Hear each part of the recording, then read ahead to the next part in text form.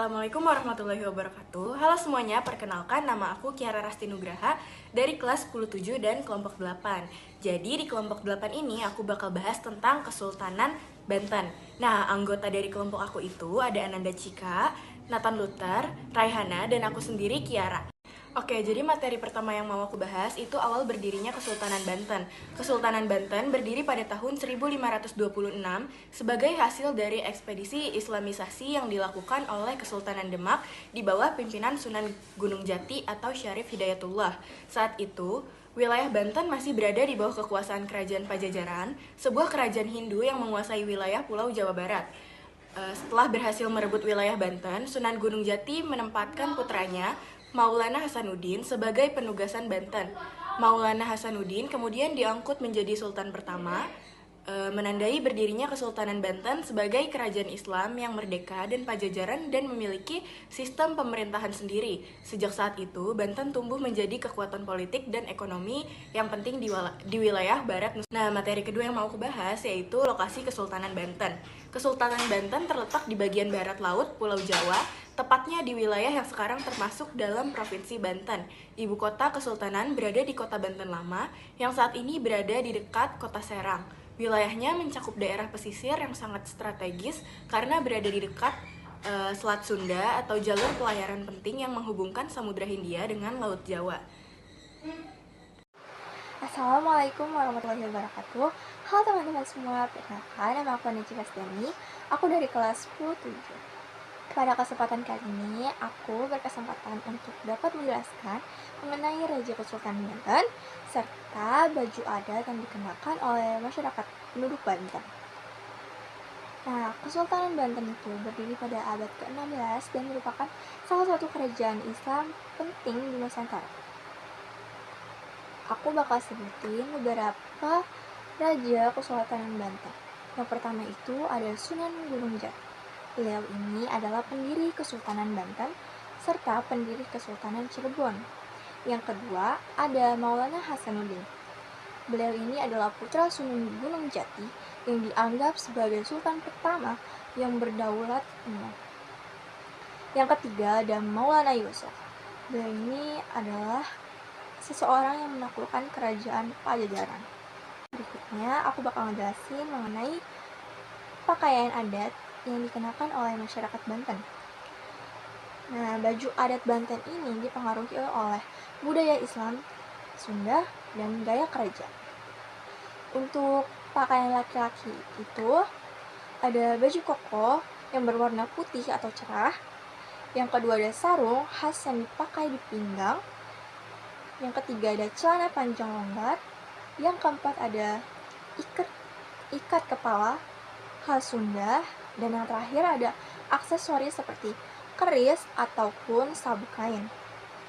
Nah, untuk perempuan sendiri itu, yang pertama itu ada kebaya Sunda yang berwarna lembut atau putih. Yang kedua ada kain batik. Yang ketiga ada selendang di bahu. Yang terakhir ada sanggul sesuai adat Islam. Nah, begitu penjelasan dari aku. Assalamualaikum warahmatullahi wabarakatuh. Halo semuanya, perkenalkan nama saya Raihana Nurkairina dari kelas 10-7. Saya akan menjelaskan tentang kondisi sosial, budaya, ekonomi, dan politik pada masa Kerajaan Banten serta masa kejayaan Kerajaan Banten.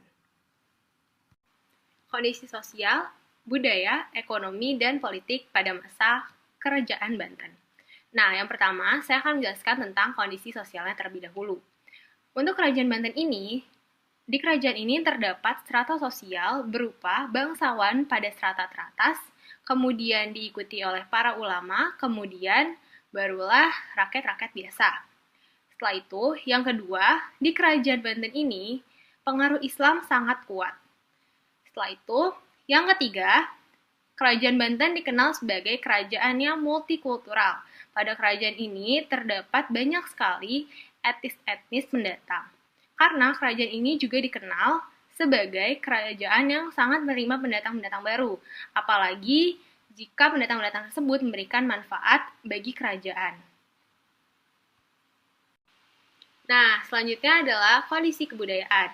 Karena Kerajaan Banten ini dikenal sebagai kerajaan Islam, maka untuk seni, arsitektur, dan kesenian banyak sekali yang terpengaruh dengan corak-corak Islam. Contohnya, di arsitektur itu ada Masjid Agung Banten. Selain itu, Kerajaan Banten juga berbaur dengan tradisi lokal dan juga tradisi-tradisi asing atau pengaruh budaya asing. Sehingga pada masa Kerajaan Banten ini terjadi banyak sekali akulturasi. Nah, selain itu, pada masa Kerajaan Banten ini, pendidikan berbasis pesantren juga mulai berkembang. Selanjutnya adalah kondisi ekonomi. Pada masa Kerajaan Banten dikenal sebagai kerajaan yang sangat kaya. Pada masa kerajaan ini, terdapat banyak sekali aktivitas perdagangan. Aktivitas perdagangan ini biasanya dilakukan di Pelabuhan Banten dan melibatkan banyak sekali pedagang-pedagang dari negeri Arab, Cina, bahkan Eropa. Biasanya, barang-barang yang mereka jual ini berupa rempah-rempah seperti lada, karena mereka sendiri juga memiliki pertanian lada di kerajaan mereka. Kemudian, kondisi politik. Kerajaan Banten memiliki kondisi politik berupa kepemimpinan kerajaan dipimpin oleh seorang sultan.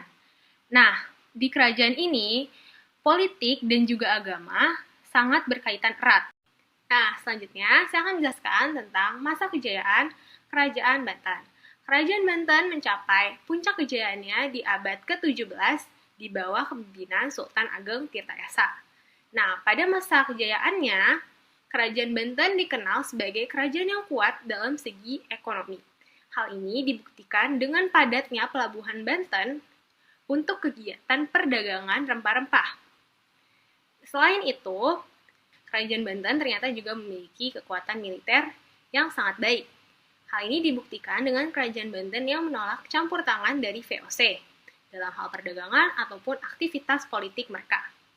Kemudian, pada masa Kerajaan Banten juga membangun banyak sekali armada-armada perang dan juga menjalin banyak sekali kerjasama perdagangan dengan negara.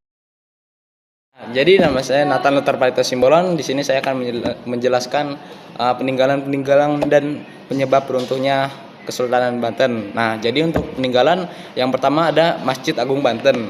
Masjid utama dengan arsitektur campuran Eropa dan Mesir. Nah, setelah itu ada Keraton Surosoan. Itu adalah istana sultan yang sekarang hanya reruntuhan. Nah, ketiga ada Benteng Spilwijk.